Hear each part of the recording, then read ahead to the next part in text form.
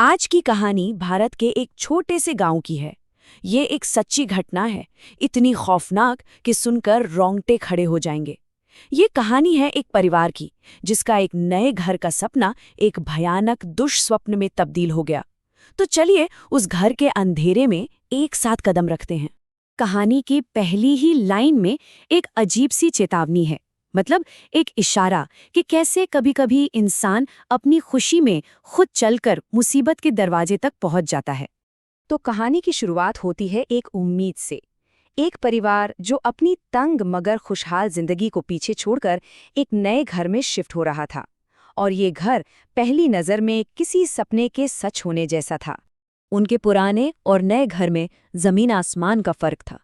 सोचिए, एक तरफ था एक छोटा सा कमरा जहां जगह की भले ही कमी थी, पर मन में एक अजीब सा सुकून था।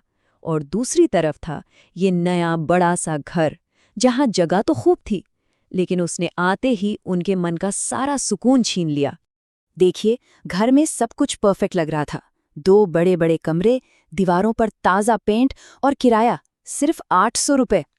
लेकिन एक चीज थी जो थोड़ी अजीब थी, किचन।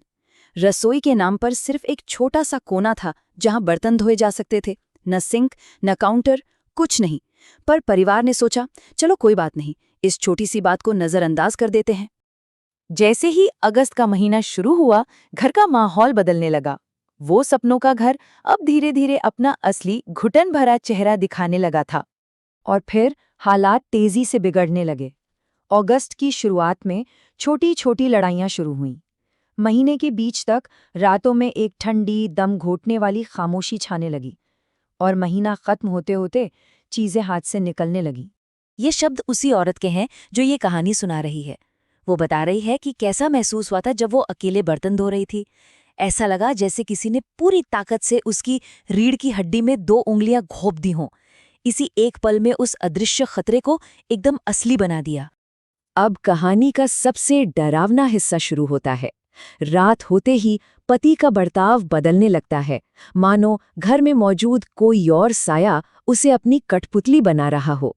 जरा उस खौफ की कल्पना कीजिए जब अंधेरे से आपके अपने पति की आवाज आए, मनीषा, यहाँ आओ। लेकिन वो आवाज उसकी हो ही ना, वो किसी और की हो जो आपको बाहर उस अंधेरे में बुला रही है। और यहीं पर वो सवाल खड़ा होता है, वो डरावना सवाल जो उस औरत ने खुद से पूछा होगा कि अगर उसे अगली सुबह कुछ याद ही नहीं रहता, तो फिर रात में उसके अंदर कौन आता है। और एक रात तो हद ही हो गई। उसने अपने पति को घर के पीछे देखा, एक ऐसे नाले के पार जिसे पार करना नामुमकिन था। और वो मुस्कुरा रहा था। चेहरा उसके पति का था, पर वो मुस्कान किसी अजनबी की थी, एकदम ठंडी। अब कहानी अपने सबसे भयानक मोड़ पर पहुंचती है, जब वो साया, वो शक्ति, बड़ों को छोड़कर घर के सबसे मासूम सदस्य, उनकी छोटी बेटी की तरफ अपना ध्यान लगाती है। एक के बाद एक कई चेतावनियां मिलीं। एक डरावना सपना जिसे किसी रिश्तेदार ने अच्छा शगुन बता दिया। सुरक्षा के लिए मिली भस्म जिसे दरवाजे पर लगाना भूल गए। एक छोटी सी लेकिन घातक भूल जिसने उस साये के लिए रास्ता खुला छोड़ दिया। और उसी रात घर की हवा ही बदल गई। एक अजीब सी गंध फैल गई, जैसे गीली मिट्टी की, पुरानी अगरबत्ती की और किसी और चीज की, जले हुए कपड़े की महक।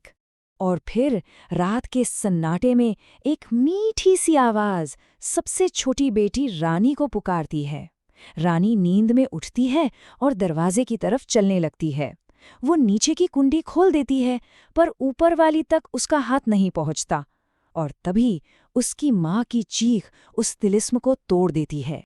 जब माँ ने पूछा कि वो क्या कर रही थी, तो बच्ची का जवाब सुनकर रूह कांप जाती है।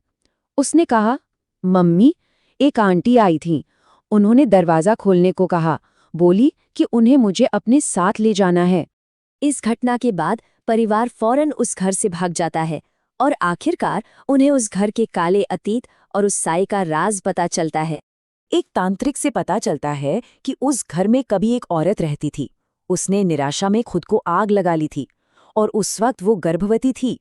अब उसकी आत्मा मानती है कि इस परिवार की बेटी ही उसका अजन्मा बच्चा है और वो उसे वापस लेने आई है। तांत्रिक की आखिरी चेतावनी एकदम साफ और डरावनी थी। भूल कर भी उस घर में दोबारा कदम मत रखना, वो तुम्हारी बेटी का इंतजार कर रही है। कहानी के अंत में हम देखते हैं कि उस हादसे के बाद क्या हुआ, उस खौफ का परिवार पर क्या असर पड़ा और एक आखिरी डरावना सच जो सामने आया।